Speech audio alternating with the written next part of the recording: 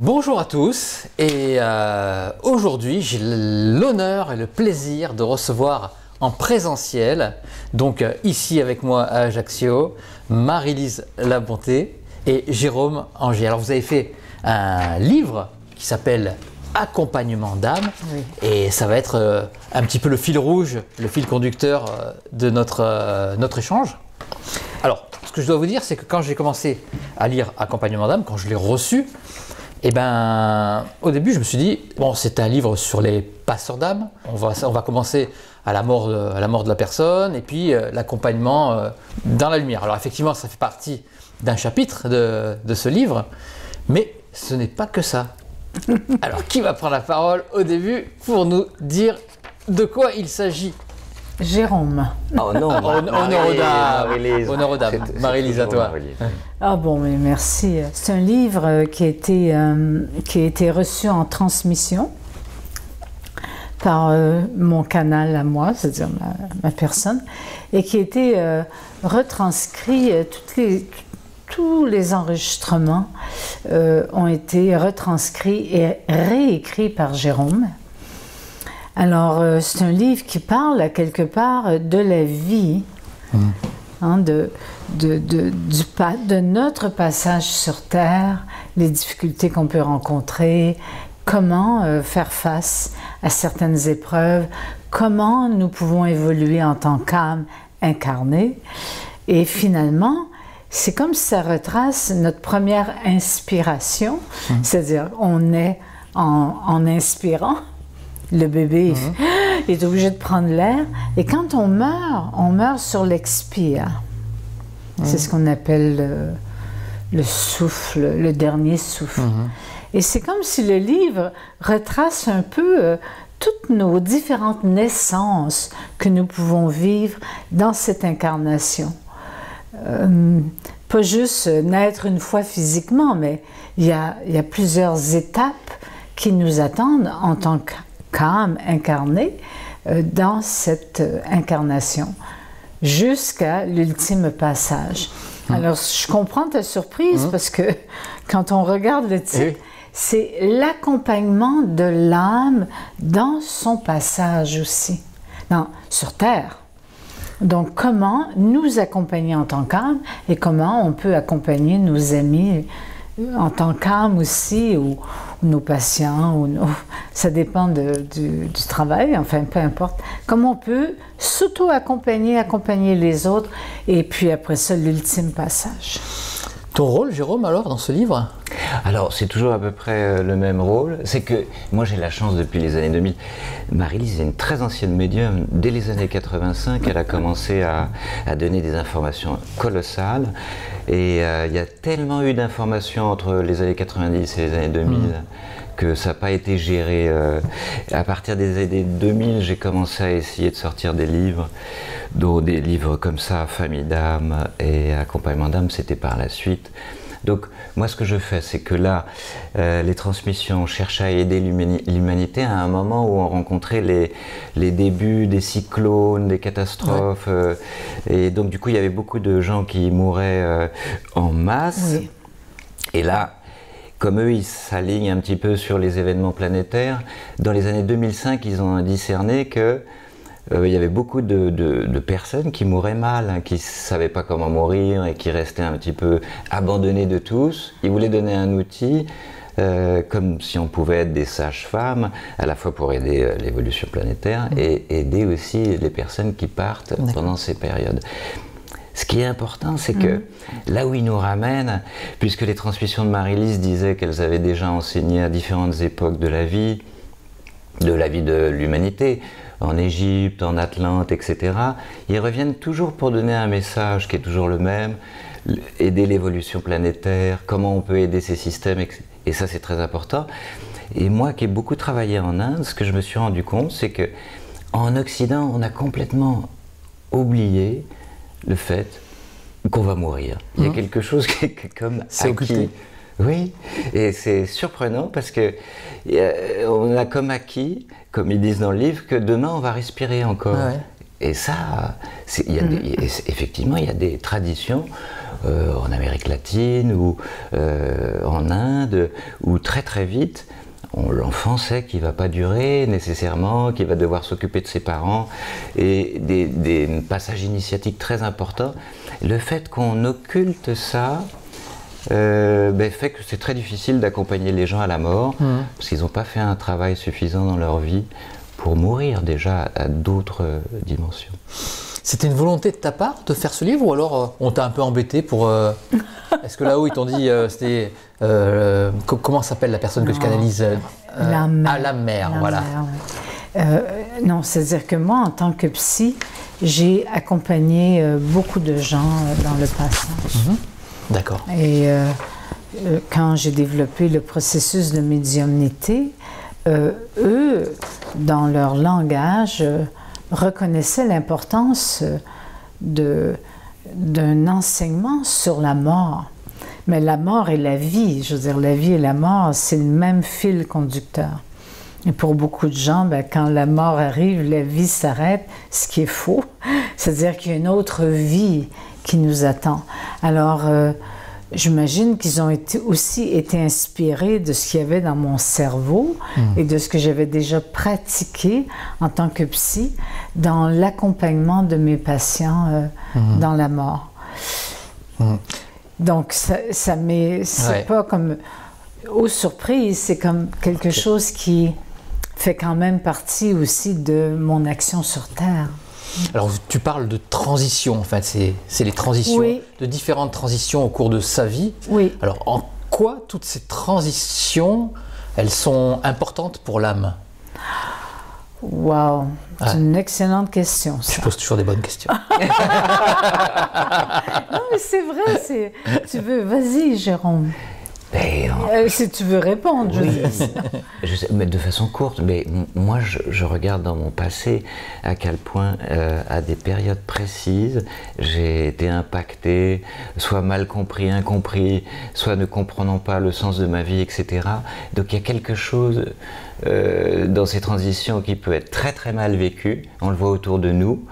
Et en même temps, tous ces appels, ces transitions qui amènent c'est un appel de l'âme qui pousse pour se remettre dans les rails de son âme, c'est souvent un combat intérieur très difficile, mal vécu, mal supporté et mal accompagné autour par le système familial, etc. Donc justement, ce livre nomme à quel point ces transitions sont nécessaires et même, j'allais dire, essentielles à bien vivre sa vie, et ils vont même jusqu'à dire que bien vivre sa vie, c'est bien vivre sa mort. Donc l'importance de ces transitions sont là. D'accord. Et elles apparaissent dans des âges charnières. Voilà. Tu sais, même on observe en psychosomatique que les enfants commencent à avoir des maladies vers les 5 ans, 7 ans, 10 ans. Et les maladies psychosomatiques apparaissent dans des âges charnières. Derrière, il y a l'âme qui pousse pour que nous nous alignions dans notre chemin de vie. Parce que souvent, on mène la vie de nos parents, on mène la vie de quelqu'un d'autre, mais on ne mène pas notre vie. Alors, ces transitions sont des appels, comme disait Jérôme, pour prendre un chemin. Un chemin peut-être moins fréquenté que ce qu'on nous avait promis, mais c'est pas, c'est ça. Ces transitions sont nécessairement douloureuses. Aïe, aïe, aïe, je sens la mauvaise nouvelle. C'est ça. Je peux pas dire que ça se fait oh youpi. Non, non, souvent les gens ont de la difficulté à changer, ils ont peur de changer. Ils sont dans une forme de petit confort, mais qui est douloureux, parce qu'ils s'ennuient, parce qu'ils sont toujours dans les mêmes répétitions. Mais à un moment donné, il arrive un accident, par exemple. Il arrive le décès d'un être cher près de nous. Il arrive une maladie, il arrive une cassure au travail ou peu importe. Et c'est comme, réveille-toi. Arrête de dormir ta vie. Réveille-toi. Sauf que réveille-toi, ça veut dire, waouh, je suis obligée de changer. Et ça fait peur.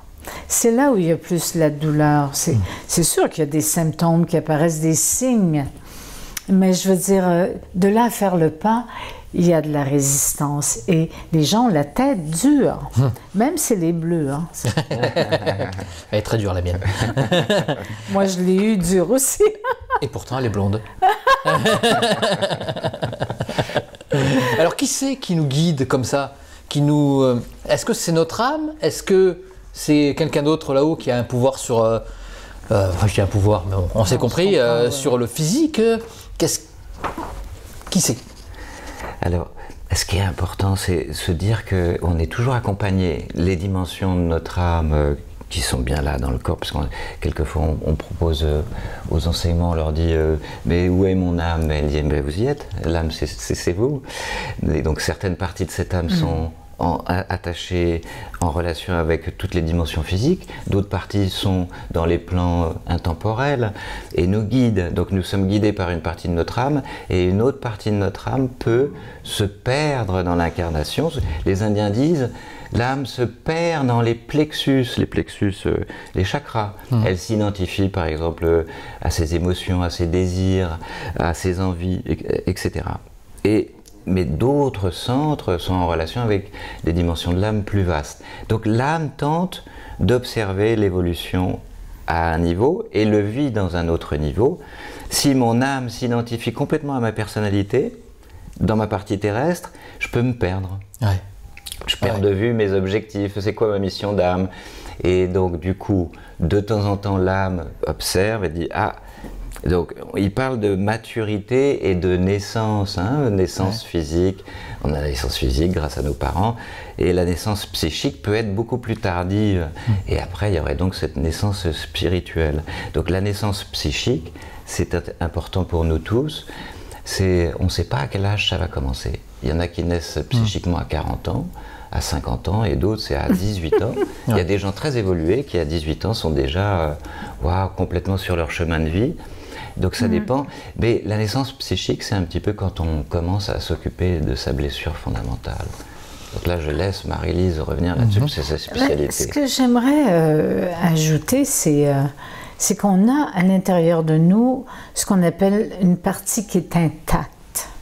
Et on le voit chez les grands traumatisés, en psychothérapie ou en psychanalyse, ou peu importe, en psychiatrie, on essaie d'aider les grands traumatisés d'aller chercher la partie d'eux qui n'est pas traumatisée.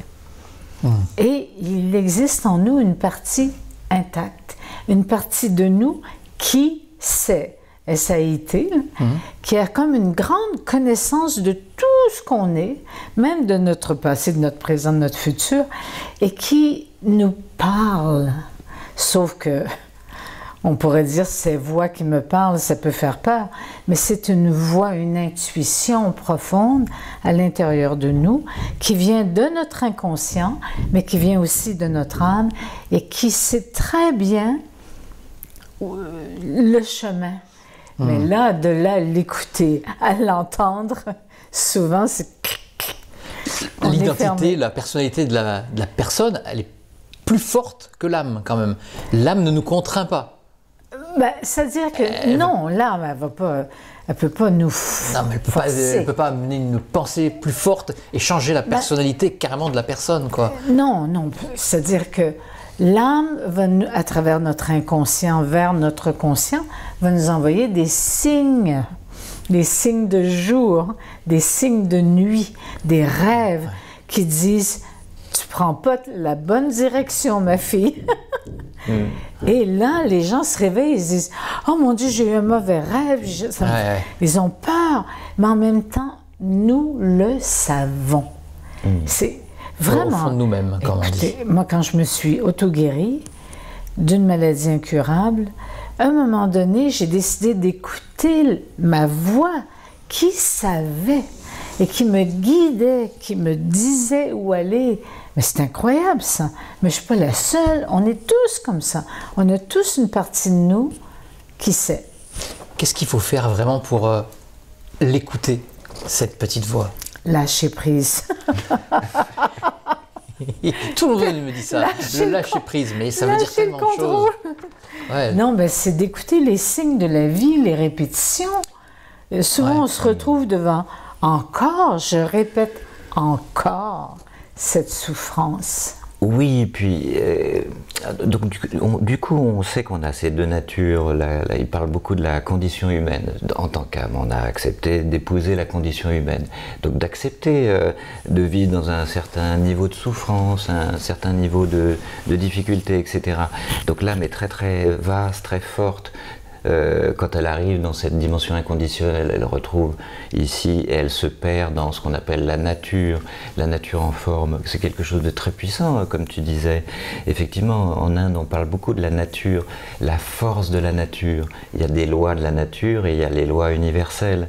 C'est pas en opposition, mais on saura que de toute façon, la fonction de l'âme, c'est de modifier cette nature.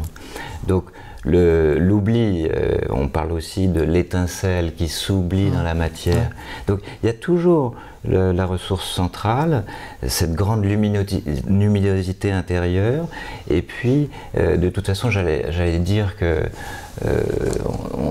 on va tous vers cet aboutissement. Il y en a certains qui y arrivent plus facilement. Pour le commun des mortels, je pense que le mieux, c'est d'essayer de se détendre. Ouais.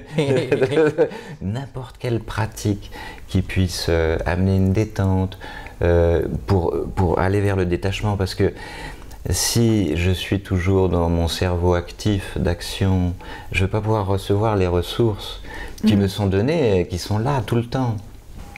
Si j'arrive juste à faire une petite pause dans la journée, une dizaine de minutes, je peux recevoir des ressources insoupçonnées.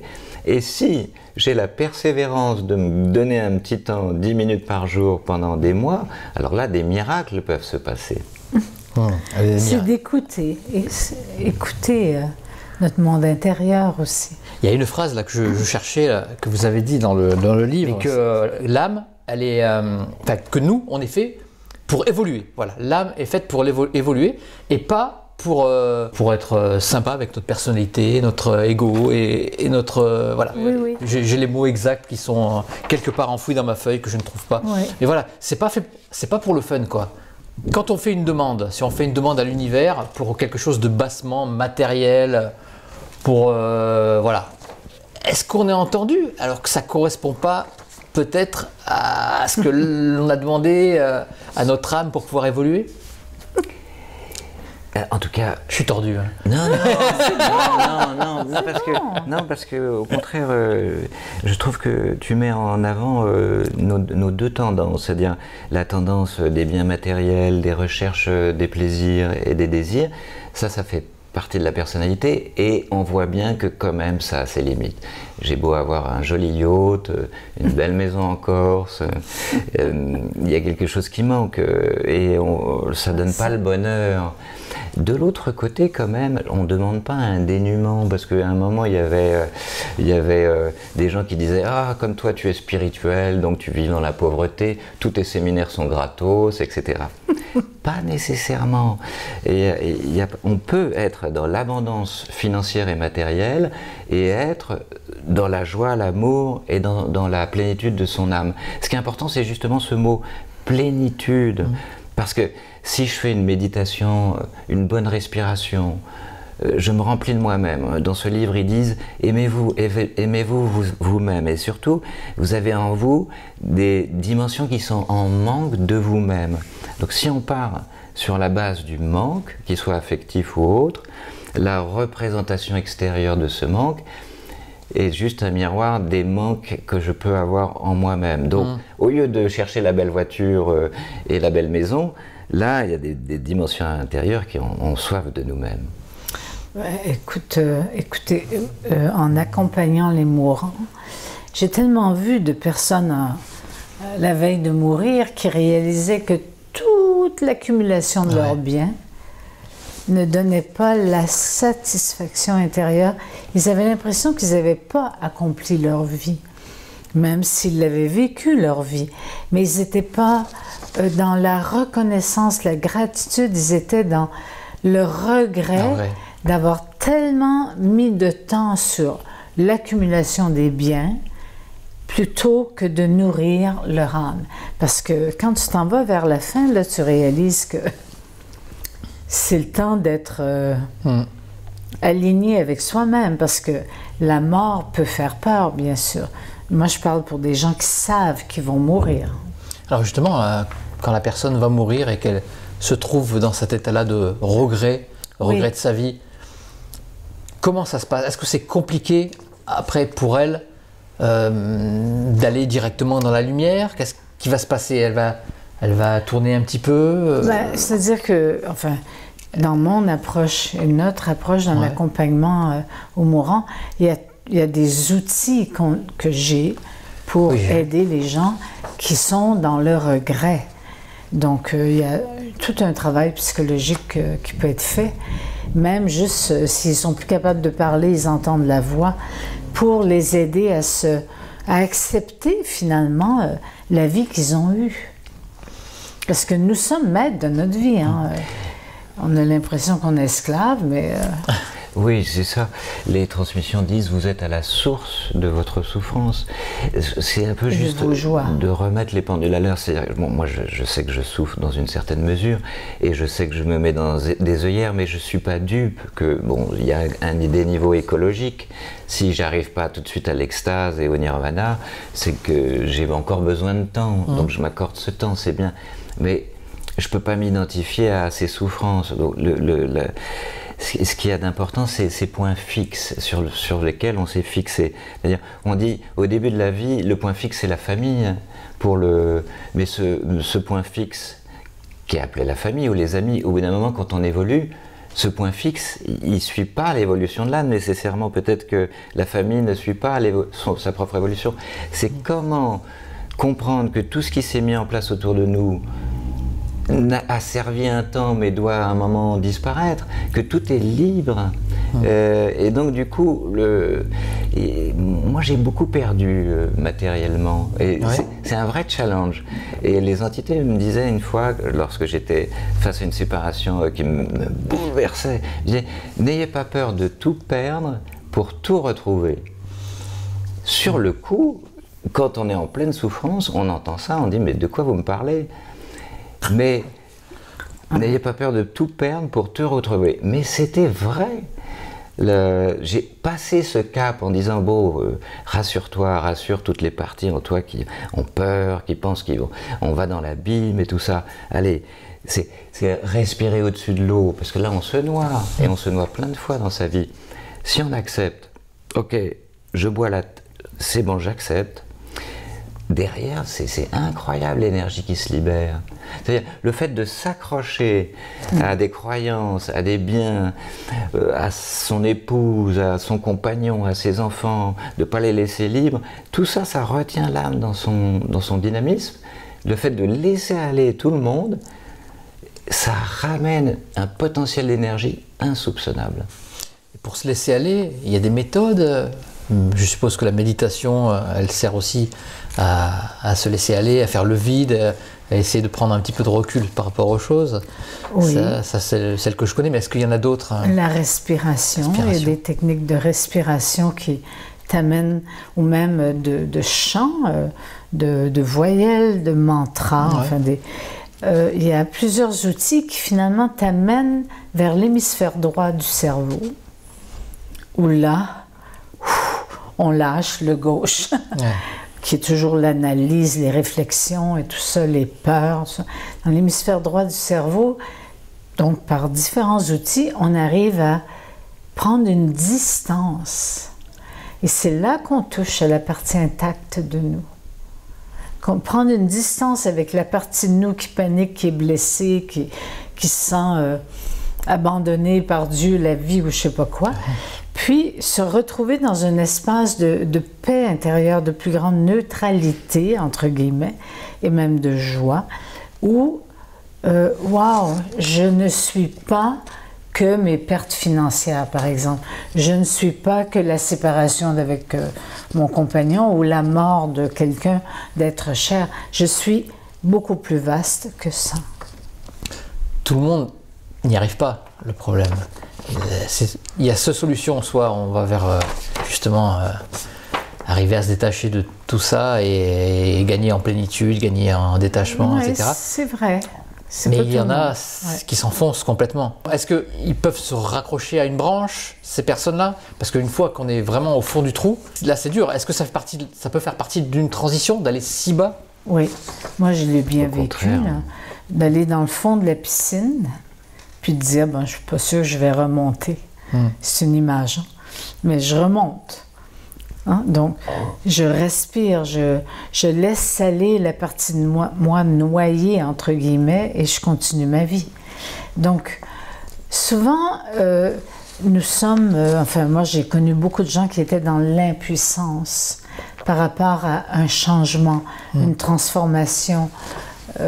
Et c'est comme le disait Jérôme, ils se fixent sur leur impuissance plutôt que d'aller chercher une autre forme de respiration que juste être dans l'impuissance. Donc nous avons tous la capacité de transformer ces portions de nous qui sont des fois très ancrées, très pris. Et nous avons aussi le pouvoir intérieur de s'y perdre avec ces portions de nous et d'avoir l'impression qu'on est juste une grosse perte financière, par exemple. C'est une image, hein? Et quand c'est comme ça, voilà, on en revient à votre livre enfin le dernier livre, Karma. Oui. Si jamais on meurt justement avec encore soit nos pertes financières, le regret, Ouais, etc., le regret, et ben on ouais. recommence. C'est ça? Ouais.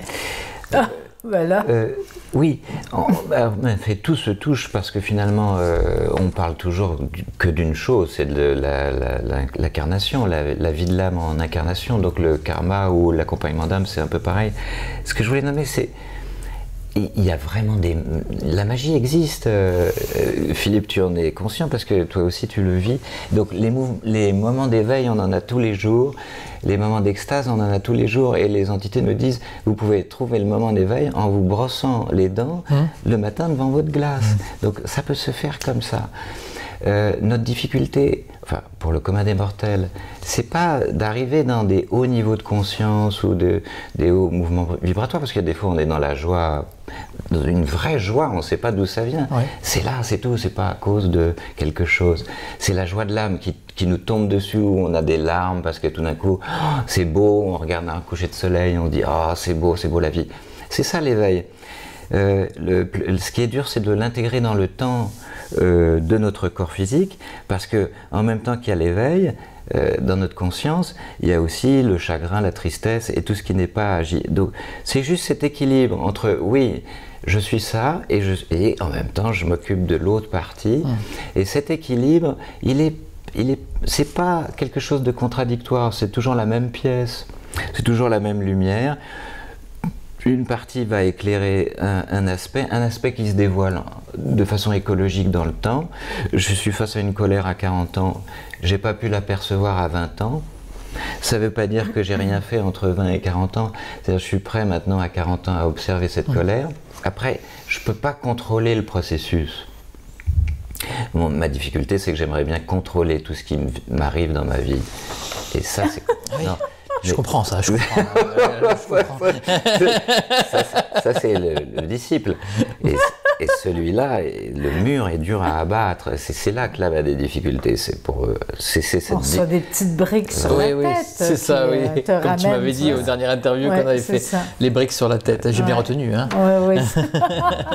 Mais on a vraiment un dictateur en nous qui veut absolument que tout soit comme ci, comme ça pour nous et pour les autres. Et c'est difficile. Non, ce qu'il demande, c'est une certaine maîtrise, c'est-à-dire une forme d'élasticité, de comprendre que là, je vais droit dans le mur, là, tiens, je reprends mes vieux travers, prendre un petit peu de recul pour voir, oh là là, ça c'est le mauvais Jérôme, c'est le mauvais, c'est celui-là qui agit, et hop, du calme, là, tu te reprends, qu'est-ce que tu peux faire pour aider, respire. Bon, voilà, c'est juste prendre ce petit recul par rapport à quelque chose qui sort malgré moi, hein, c'est bien enfoui, mais s'il ne sortait pas, je ne pourrais pas savoir qu'il existe. Donc, de toute façon, ce qui m'est présenté dans le moment, si j'ai la conscience de « oh là, j'ai mal agi », tu aurais dû lui dire « je t'aime » au lieu de lui dire quelque chose de grossier, déjà, le chemin est fait. Parce que j'ai déjà conscience que la prochaine fois que ça va arriver, je vais être beaucoup plus attentif. Ouais. C'est comme ça que ça fonctionne. Ah ouais, la vie nous apprend tout le temps. Alors il y a 3 mots que j'ai qui sortent souvent dans le livre, Accompagnement d'âme, c'est amour, détachement et attachement. Il y a trop de répétitions, tu veux dire? Non, pas du tout, au contraire. Justement, ces mots sont importants. Est-ce que amour, je comprends, l'âme, peut-être que notre évolution, peut-être, elle doit aller vers plus d'amour, c'est ça qu'il faut travailler, c'est ça. C'est une belle pratique. C'est une belle pratique en tout cas. Et attachement et détachement. Voilà. Alors, ce que j'ai observé dans ma propre vie, c'est que chaque fois que je m'attachais, Ouais. la vie m'amenait à me détacher. Ah mince. Ah non, mais à plein de niveaux. Aussi bête, aussi matériel que je viens de m'acheter un chemisier en soie, blanc, fantastique. Ah, que je l'aime! Et vlan arrive la tâche fatale, là, tu vois, que le chemisier, il est fini. Ouais. Donc, ça n'a pas duré longtemps, je l'ai porté une soirée. Donc, c'est comme, j'étais attachée ridiculeusement à ce chemisier en soie, et le lendemain, je ne l'avais déjà plus. Ça, c'est un petit exemple de rien, là. Mais dans les m'attacher à quelqu'un, et la vie m'amène à me détacher. Mais je pourrais rester attachée et souffrir, puis être dans le regret, puis tout ça. Mais c'est mieux, justement, je ramène lâcher prise, parce qu'attacher, c'est ça. Mais quelle leçon tu en tires de ça? Justement. Encore une autre excellente question. Quelle leçon tu en tires dans le détachement? Ben, c'est ce que je nommais, n'ayez pas peur de tout perdre pour tout retrouver. Ce que je trouve que ce qui est important dans l'attachement, c'est l'idée que j'ai un compte. Ce qu'il faut, tu sais, on revient toujours à l'idée de l'énergie qui est gratuite. L'âme, elle arrive, elle est dans la matrice. Tu vois, c'est pas en bas qu'on s'amuse nécessairement. Là-haut, on baigne dans de l'amour. Il n'y a pas de questionnement. Est-ce que j'ai faim? Est-ce que j'ai soif? On arrive ici. Mais lorsque j'accapare trop les biens, ce qu'il faut comprendre, c'est par exemple pour tous ces gens qui accumulent des comptes en banque, cette énergie, elle est bloquée pour tous. Donc, je ne dis pas, par exemple, l'habit, à un moment, on va le donner à quelqu'un d'autre. Et il y en a qui gardent les habits pendant des années. Moi, je suis un peu écureuil aussi, donc à ce niveau-là. Mais ce que je voulais dire, c'est, dans la distribution de l'énergie, une femme me quitte. Bon, attends, mais elle va donner de l'amour à quelqu'un d'autre. L'idée, c'est, si je reste dans mon truc égotique, si je peux m'identifier à l'humanité et à l'autre qui va aussi avoir les faveurs de mon ancienne épouse, que sais-je, si j'arrive à ça, waouh, ça veut dire que j'ai maîtrisé quelque chose. Je ne suis pas dans le contrôle, j'arrive à maîtriser mes manques affectifs, par exemple, ou mes difficultés à passer le cap. Parce que dans l'attachement, il y a beaucoup de non-amour. C'est-à-dire que je prends pour acquis quelque chose, ben, souvent la vie nous montre que c'est pas possible. Et justement, quand on vit la perte d'un être cher, là, on réalise que c'était une grande illusion de prendre pour acquis que l'autre serait avec moi toute ma vie. Il n'y a aucune garantie, comme prendre pour acquis que je vais toujours être vivante. Ouais. Je pourrais me faire écraser en sortant d'ici. C'est juste un exemple que ce détachement, c'est un regard de vivre le moment présent, de savourer. S'il faut monter la côte, on la monte. Après ça, on va la descendre. Je parle d'Ajaccio.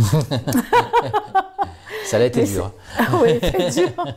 Mais c'est que vivre le moment présent aide le détachement.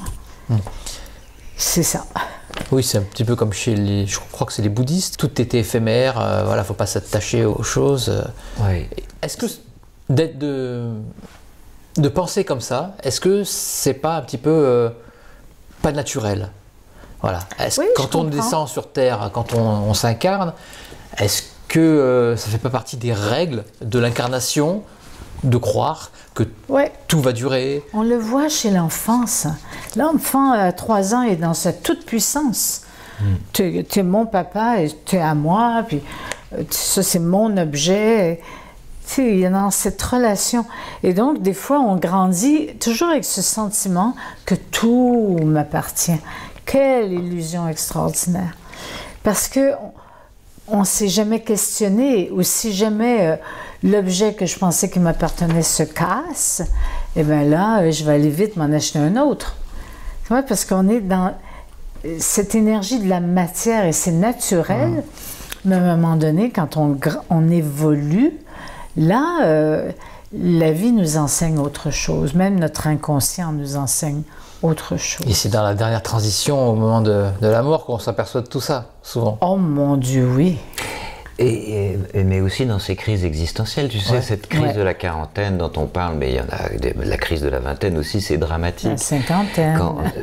À chaque fois, et donc ce qui est important, c'est toutes ces crises nous amènent véritablement face à des situations de réflexion, de réflexion sur l'essentiel.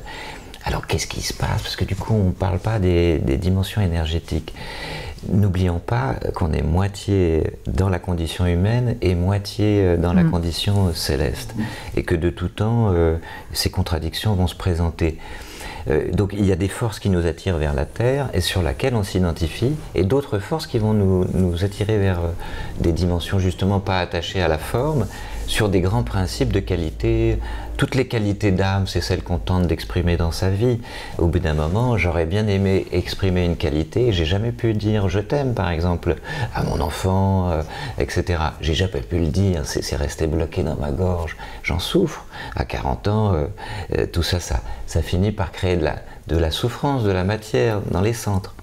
Donc ce qu'il faut comprendre, c'est que de toute façon, les transmissions nous disent: nous sommes dans un passage sur cette terre. C'est juste un petit passage. Tac, je suis né, je meurs, c'est un passage.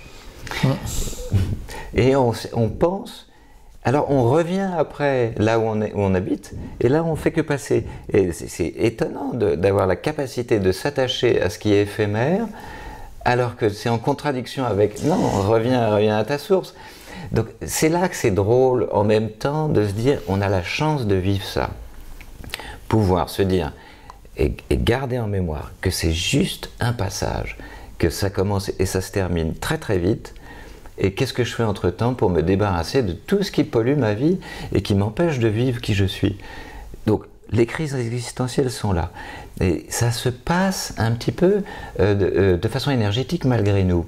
C'est-à-dire, j'ai accumulé, par exemple, ça fait longtemps que j'aurais voulu dire je t'aime à mon père, j'ai jamais osé. J'ai cette boule dans mon cœur, et à 40 ans, j'ai toujours cette petite ressentiment. C'est faux, hein, j'adore mon père, mais c'était une image. À 40 ans, je sens que j'en peux plus, je pleure, etc. Et parce que les toxines, tout ce qui s'est accumulé de cette négation du désir d'amour se libère, parce que mon âme a décidé d'enclencher un principe de désintoxication. Alors, on sait que tous les centres d'énergie tournent dans le sens des aiguilles d'une montre, donc c'est le sens de l'univers, et là il va se passer un peu ce que font certaines personnes qui traitent énergétiquement les corps. Certains centres qui étaient congestionnés par tristesse, colère, ressentiment, etc., ouf, on va les faire, l'âme décide de les faire tourner dans l'autre sens. Ça se fait par le système nerveux central, les synapses du cerveau, et tous les 10 ans, il y a un petit rappel de l'âme pour une désintoxication. Alors ça crée ces inconforts qu'on apparente à des crises existentielles, qui sont en fait une très très belle possibilité de se détacher de ces fausses identités. Alors évidemment, quand ces toxines se libèrent dans mon corps, j'ai des symptômes. Les symptômes, c'est tristesse, colère, la maladie, apparition d'une maladie.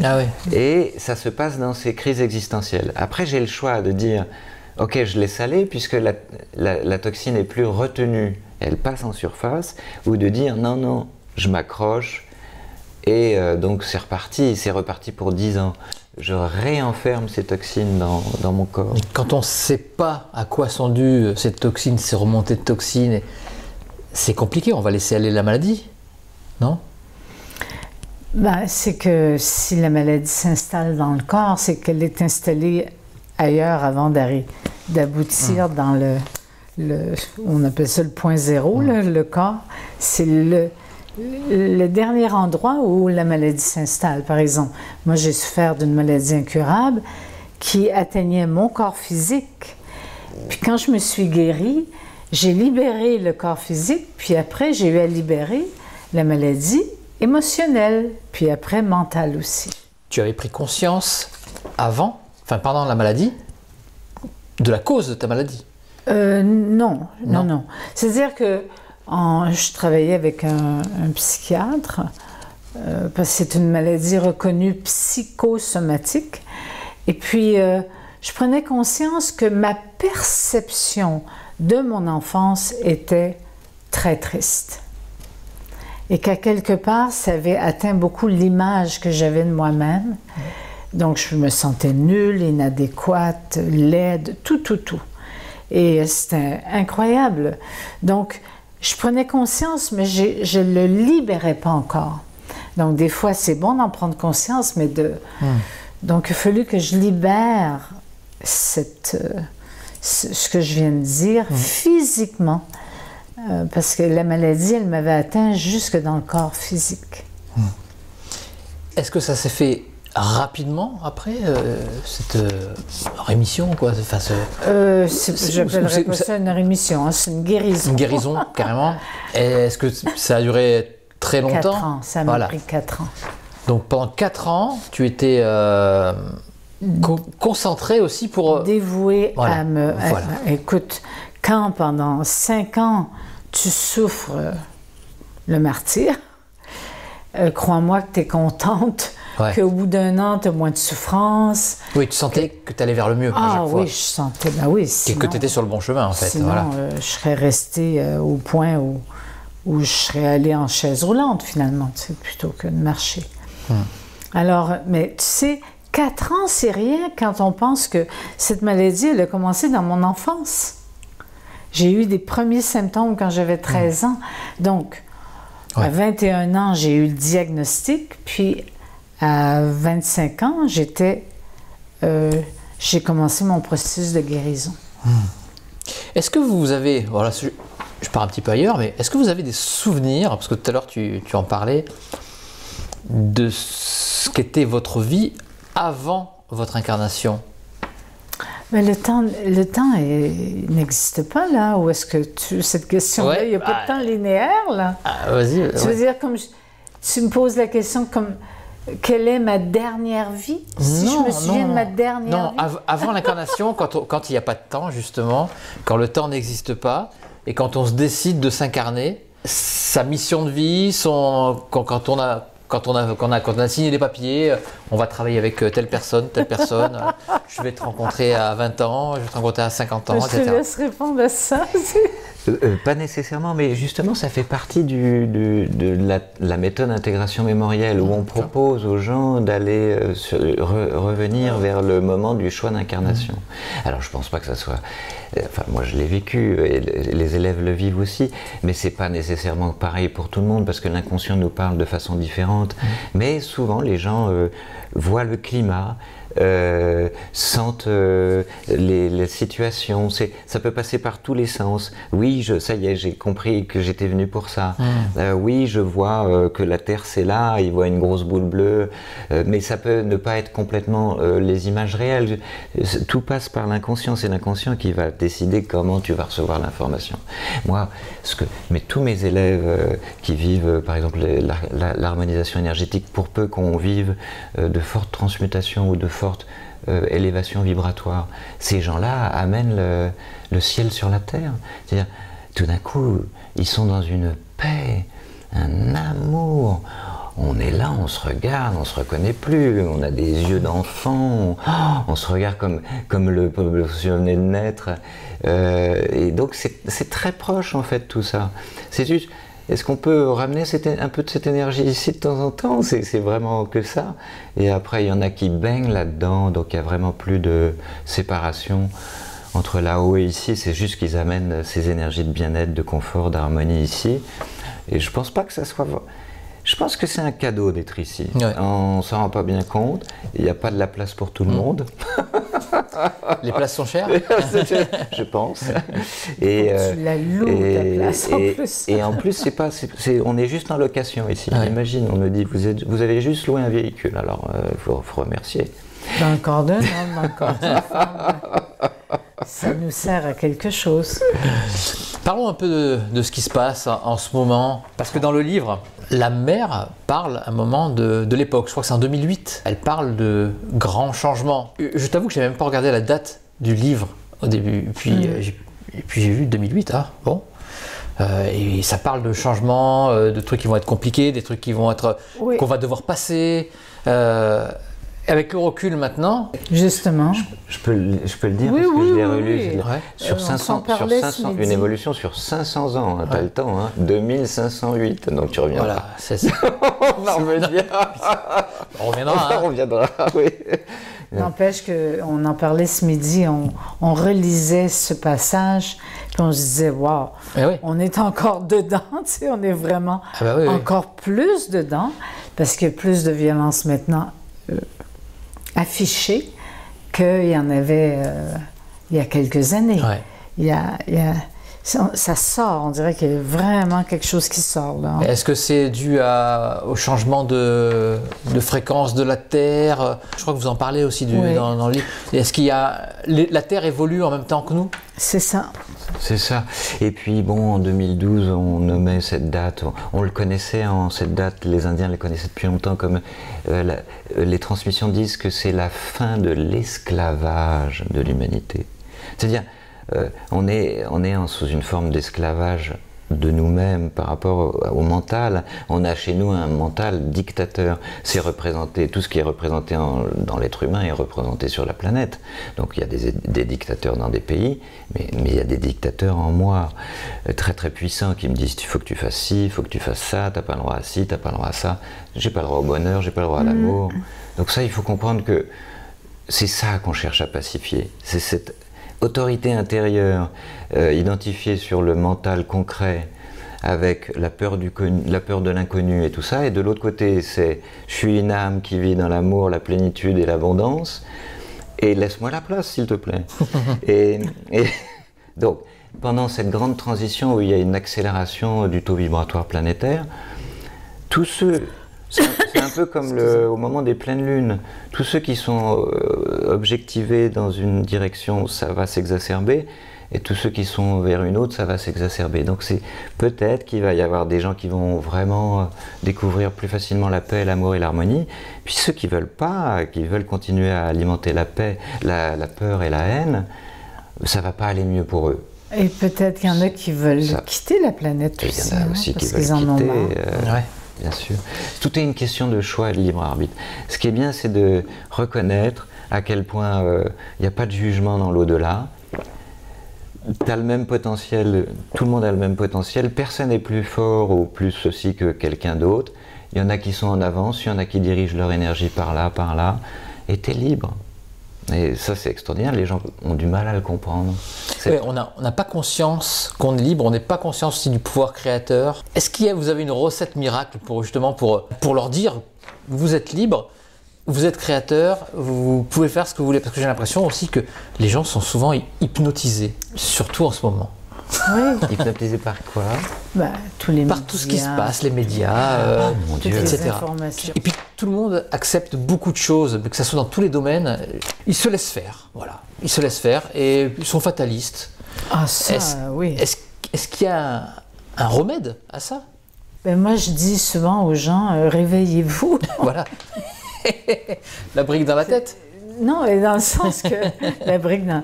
Non, mais c'est que souvent, les gens dorment leur vie.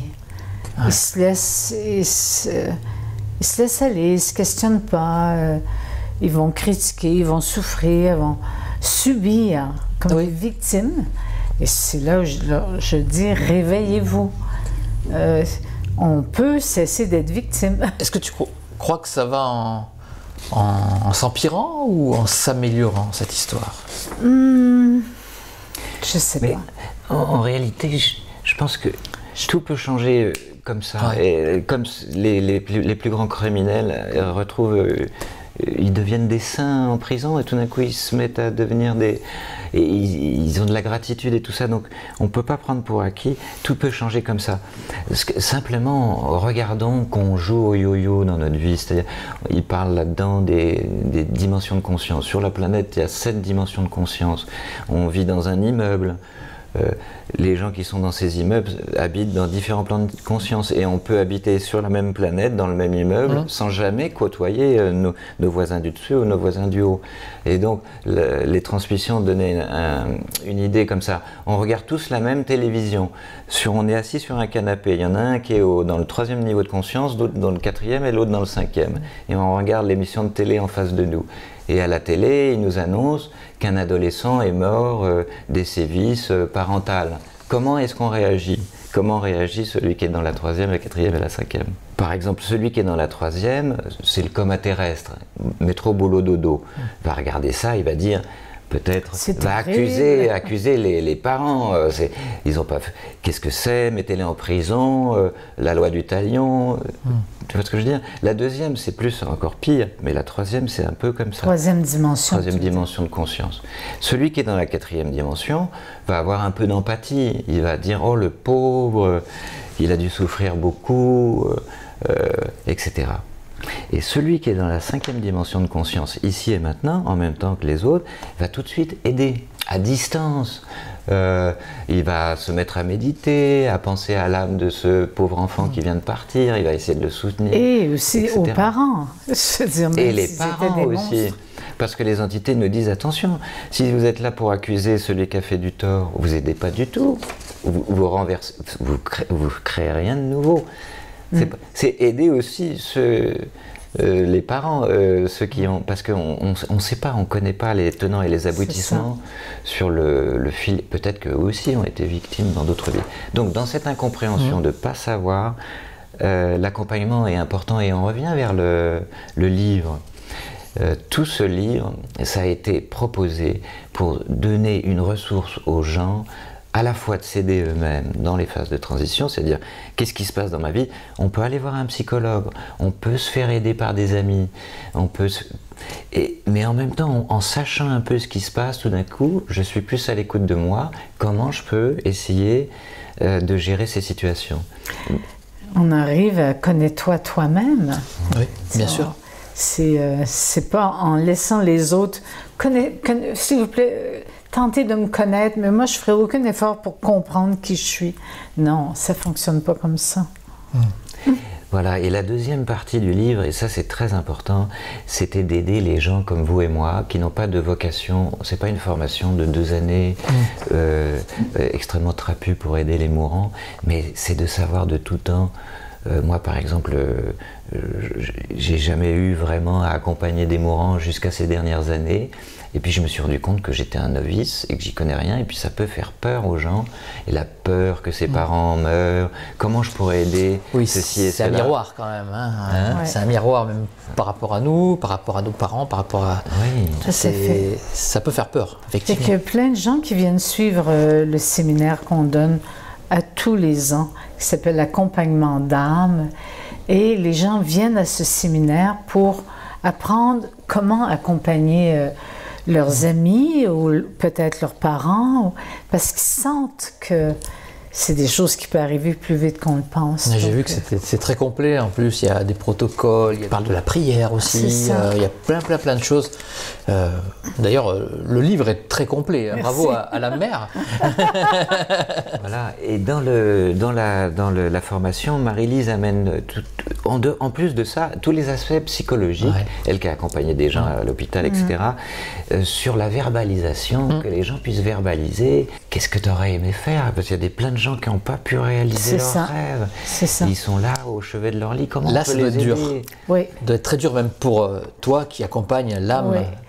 Comment le rassurer? La personne et son âme, et comment rassurer la personnalité qui a peur de l'inconnu, peur de mourir. l'aider à transformer toutes ces croyances qu'il a sur la mort. Enfin, c'est c'est ce qu'on enseigne que moi j'enseigne. Et Jérôme enseigne dans ce séminaire de 5 jours, 4 jours, je crois, la dimension énergétique. C'est comment vraiment accompagner l'âme à quitter par la tête et non pas par les pieds, tu vois. Alors, du coup, je le dis à tous, il n'est pas possible de traiter énergétiquement un mourant. Par exemple, nous, on a une école d'harmonisation énergétique depuis les années 90, fait partie des plus vieilles écoles qui existent, où on traite les lignes médianes, etc. Mais ce qu'on apprend dans ce livre, c'est qu'il y a un phénomène de reflux qui se met en route. Habituellement, l'énergie tourne dans un sens, va plutôt de l'intrinsèque vers l'extérieur. Et là, le même processus que pendant les crises existentielles, où l'âme détoxine légèrement là, à la fin de la vie, l'âme va chercher à sortir du corps par tous les moyens. Il va lui falloir beaucoup, beaucoup d'énergie. Toute l'énergie du cocon de lumière va se rapatrier dans la Sushumna, le canal, pour que l'âme puisse se projeter progressivement. C'est vraiment sortir. Si tu restes attaché, par exemple, là tu te dis, mince, mon testament, j'ai pas fait mon testament. On voit ça, des petits trucs comme ça. À qui je vais donner le petit bijou là, à qui il va là? Ah oui, là tu restes bloqué au niveau du chakra du hara. Ouais. Et là, l'âme pousse. Et là, toi, tu restes bloqué. Oui, mais ma fille, il faut que je lui donne ça. Et s'il n'y a pas quelqu'un pour communiquer à côté, souvent, il y a aussi des dysfonctions avec la famille. Là, tu peux être là et écouter ce que dit la personne. Est-ce que tu as bien tout réalisé? Il t'a encore quelque chose à faire. Là, ça aide, la verbalisation. Après, on arrive à un moment où la personne est dans le coma. On peut continuer. Ou enfin, il y a beaucoup moins de verbalisation. On continue à aider par la télépathie. Par la prière de la lumière, puis la présence, parce que nous, on connaît le processus. Et donc, on aide la personne qu'elle aille dans ce sens, et l'échange avec la famille aussi. Parce que quand la famille arrive, puis elle reste, ne part pas, ben là... Qui c'est qui vous demande de l'accompagner? C'est la famille? Oui, c'est souvent la famille. Enfin, est-ce que ça peut arriver que la personne, la mourante, ne croit en rien et que la famille vous appelle pour l'accompagner? Oui. Et comment ça se passe? Ben là, c'est pas évident, parce que si la personne dit « je ne veux pas être accompagnée », ben là, on peut pas forcer. Mais à un moment donné, la personne s'affaiblit. Et là, c'est là où on peut aider. Ouais. Voilà. Ce qu'il faut, c'est ça qui pointe, qui est important, c'est que la personne, si elle tire toute son énergie, déjà il y a de la lutte dans la vie. Hein, la personne ne lâche pas prise. Et c'est dommage. Et c'est les moments de bien-être. À la fin, si elle arrive à lâcher, c'est toujours le même principe, à arrêter de lutter, elle va avoir l'énergie suffisante pour bien sortir comme il faut. Mais si elle continue à lutter, là c'est compliqué. C'est pour ça que l'aide est importante. Attention, la plupart des gens quittent avec facilité, mais il y a des gens qui ont besoin d'être écoutés, entendus. Donc il y a un travail psychologique, il y a un travail énergétique, et pour aider ce travail énergétique, on apprend aux gens pendant le séminaire, puisqu'on n'a pas le droit de faire autre chose que de projeter la lumière vers les corps. On ne peut pas traiter. Non. C'est interdit. Ah bon. Interdit parce qu'il y a ce système de reflux. C'est quelque chose de naturel en fait. C'est comme une aspiration à l'envers. Il ne faut surtout pas traiter et remettre les chakras dans le monde. C'est genre, ah mince, la moitié du travail est fait et hop, je ramène l'âme. Je ramène l'âme. Non, c'est pas du tout ça. Non, puis en plus, c'est naturel. Ouais. Et nous, on aide ce qui est naturel. On ne va pas intervenir pour dire, allez, sors là, c'est l'heure, on en a assez de t'attendre. Parce que des fois, nous attendons que le passage se vive. Mais ça peut prendre 1 jour, 2 jours, 3 jours, et on ne peut pas dire, ben, vas-y, là, moi j'en ai assez. C'est un accouchement, hein, en fait. Voilà, c'est exactement ça. Et est-ce que vous voyez physiquement, ça c'est mon côté curieux, l'âme qui sort? Ben, alors, en tout cas, moi je peux, oui. Donc là, justement, je reviens à ça parce que ce qu'on apprend énergétiquement aux gens, c'est qu'est-ce qui se passe dans la structure, quelques jours, quelques mois et voire quelques années pour les grands maîtres dans ce système de reflux qui prépare à... Donc il y a des moments de grâce qui se passent dans ces cas-là. Et il faut dire que comme il y a ce rapatriement des énergies de tout le cocon vers là, on peut dire qu'il y a des gens qui sont dans un état de grâce en mourant et qui vont beaucoup aider les autres, qui ont des intuitions. Le père qui a jamais dit à son fils « moi je t'aime », là tout d'un coup l'amour est là. Et l'autre, et on voit elle fait des allers-retours? Alors bien sûr l'âme voyage. Mais ce qu'on voit, c'est que ce qu'on cherche, la personne va à l'hôpital et on lui dit « tu vas observer les chakras et regarde où il y a de la vie ». Et évidemment, l'âme commence à se retirer des chakras. Inférieurs. Et peut rester bloquée. Alors si on arrive à l'hôpital puis on voit un mourant et il est là encore avec ses yeux bien ouverts et dit « elle est sympa la petite infirmière là ». Donc là c'est foutu, hein. Il est encore bien dans le chakra de la base. On peut revenir dans une semaine, c'est bon. Elle est bonne celle-là. C'est pas le moment. Elle est bonne celle-là, Jérôme, vraiment. Mais après, au bout d'un moment, on apprend aux gens à regarder. Tiens, là il y a moins de vie. Tiens, là il y a moins de vie. Il y a moins de vie. On fait ce qu'on appelle on observe ce qui est en train de se créer. Aussi, la ligne médiane commence à s'élargir. L'âme veut sortir. Donc on voit ça. On observe les mouvements qui existent sans y toucher et on regarde la corde d'argent aussi. Cette corde d'argent qui maintient l'âme au niveau du thymus. Au corps. Donc tout ça, c'est en train de se déliter. Et là, au bout d'un moment, si on voit que ça se délite beaucoup, beaucoup trop, on se dit attention, il n'y en a plus pour longtemps. Et on mesure dans le temps linéaire le temps qui reste. Donc ça, c'est important. Les gens sont rassurés. Il y a un dialogue verbal, un accompagnement psychologique, il y a une compréhension énergétique de qu'est-ce qui se passe dans la structure, où en est l'âme dans sa libération, et après il va y avoir un accompagnement après la mort physique aussi. Oui. Parce que à chaque fois, c'est pas pareil pour tout le monde, en fait. C'est qu'il y a des âmes qui restent longtemps près du corps, et donc nous on aide à ce que l'âme fasse ses visites. Parce qu'elle va visiter les membres de sa famille et tout, les saluer, hein, ça se fait.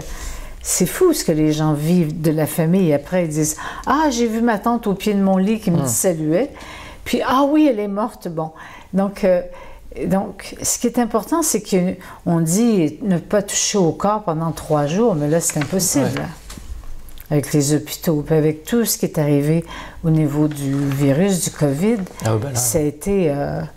très, très dur pour les familles de même pas pouvoir dire adieu, de pas pouvoir accompagner. Alors justement, je repensais à donc on a accompagné des gens avec Marie-Lise, et une personne très très proche de ma famille est morte, et on était 3 personnes, une autre de la famille est Marie-Lise et moi, et on pensait à elle, et je me rappelle, elle est morte dans la nuit, et le matin je m'étais réveillé en pensant à elle, et je me suis dit, tiens, je pense à un tel, et me suis réveillé avec un amour, mais incommensurable, comme quelque chose, je me suis dit, mais qu'est-ce que c'est que cet amour-là? Vite, il faut que j'appelle tout le monde, mon papa, ma maman, mon frère, ma soeur. Je vous aime. C'était ça. Et j'apprends que la personne en question était morte dans la nuit. Donc, elle était peut-être venue me rassurer, c'était quelqu'un de très cher à mon cœur. Et après, on l'a accompagnée, comme ça, de façon télépathique. Et on se fixait tous les jours à un petit endroit, on communique, comment ça va, comment ça se passe. Et donc, il y a des moments où on arrive, et il y a des moments où il n'y a plus personne de l'autre côté. Mais il n'y a rien de compliqué là, on parle de quelqu'un qui est juste à côté de soi. N'oublions pas que quand l'âme quitte le corps physique, elle a toujours un corps éthérique, un corps émotionnel et un corps mental. C'est ça. Donc on peut continuer à dialoguer. Et là, on sentait qu'elle avait besoin de temps, cette personne. J'ai besoin de temps, d'accord. Cette âme. Et à un moment, on sentait qu'il y avait quelque chose qui n'allait pas. Et on l'a senti tous en même temps. Il y avait quelque chose qui coinçait. Et c'était très matériel ce qui coinçait. Incroyable. Elle était morte, hein. Elle était là-haut quelque part. On a reçu tous, même si moi j'étais très éloignée dans un autre pays, mais on se parlait de nos temps de méditation. Et tous, on a reçu le même message. Ah oui, la même information, tout le monde. La même Elle était inquiète. Information. Alors allez-y. Fait que là, on l'a rassurée. Alors, qu'est-ce qui lui manquait? Donc, il lui manquait parce que... C'était quelqu'un qui faisait beaucoup de séminaires et qui avait une très belle salle de séminaire et qui était vraiment ancré dans son développement personnel. Donc, elle avait sa salle avec des rendez-vous. Tiens, Philippe Ferrer va revenir lundi à 9h. Ça s'était noté dans son agenda. Après, il y avait un autre. Et là, ce qui était dramatique pour elle, en tant qu'âme qui était déjà décédée, qui allait s'occuper des rendez-vous que j'avais pris de sa salle. Pour la salle. Qui allait les... Parce que sa salle était comme une mission pour elle. Elle accueillait des gens, il y avait des méditations, il y avait tout ça. Donc là, elle est morte subitement. Donc, qui va s'occuper de ma salle? C'est bizarre que quelqu'un qui décède, en plus quelqu'un de spirituel, et cette réflexion-là, quand elle est désincarnée. Tout à fait. Ben, parce qu'elle est partie... Sans dire adieu, elle est partie subitement. Mais on va voir. Alors j'ai eu un autre cas comme ça a été un petit peu plus dramatique. On faisait un séminaire de développement personnel et il y a 2 personnes qui se sont noyées dans le groupe. C'était pas mon séminaire, j'étais assistant en Bretagne. 2 personnes qui se sont noyées. Et je suis revenu faire un autre séminaire, cette fois-ci en tant que professeur, 1 mois plus tard. Et par hasard, il y avait un médium dans mon groupe, et un médium de type un peu africain, style un peu ancien, avec toute une... quelqu'un qui se mettait à trembler. Il dit « J'ai un message pour toi, ah bon ?» Et là, elle dit, il y a 2 âmes qui sont disparues. Elle ne connaissait pas le groupe précédent. L'histoire. Il y avait une psychologue qui était dans des groupes de Marie-Lise et une autre. Et ah bon, je dis, il y en avait une qui disait, dites au groupe que je suis désolé de m'être retiré, etc. Là-haut, c'est fantastique, c'est magnifique, c'est merveilleux. C'est incroyable. Et l'autre, c'était tout le contraire. L'autre disait, au secours, aidez-moi, mon mari est en colère. Ah oui, ça c'est vrai en plus. Aidez mon mari. Moi, j'ai aidé son mari, là. La façon dont elle avait quitté, enfin, tu vois. Mais c'était quelqu'un qui jouait beaucoup avec la mort. Donc, elle partait nager au loin, puis son mari, il l'attendait. Puis il y avait... bon, à un moment donné, elle décide de revenir, mais elle jouait, puis à un moment donné, elle n'est plus revenue. Fait que son mari était en colère. C'est qu'elle était très accrochée. Alors on a aidé son mari, on a envoyé une boule d'amour autour de son mari et elle a pu quitter. Mais voilà les petites choses qui peuvent nous retenir. Ça a l'air complètement bizarre. La tristesse, ça peut retenir aussi, la tristesse. Mon Dieu, oui. Et par exemple, si toi tu perds un être cher, puis tu pleures cette personne pendant des années, ben tu n'aides pas l'âme à évoluer.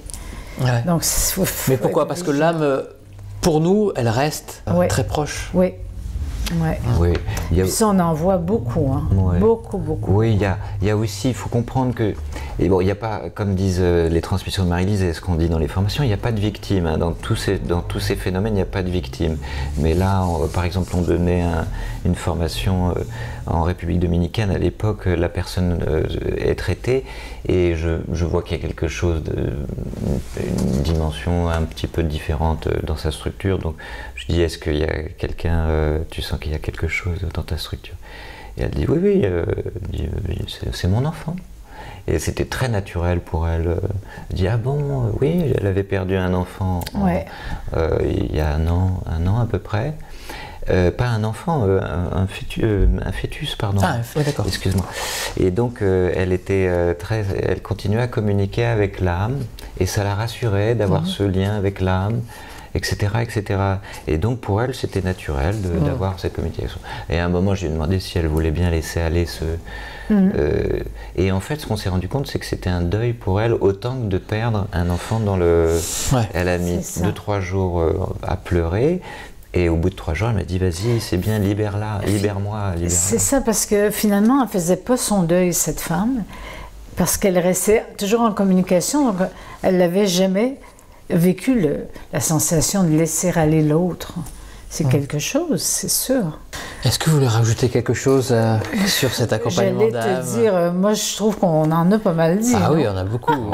Et en plus, si on veut en savoir plus, regarde, il est très dense en informations et Et encore bravo pour ce Merci. livre. Il se vend en livre de poche aussi. Ah, d'accord. Ouais. Et il est à la collection J'ai lu, oui.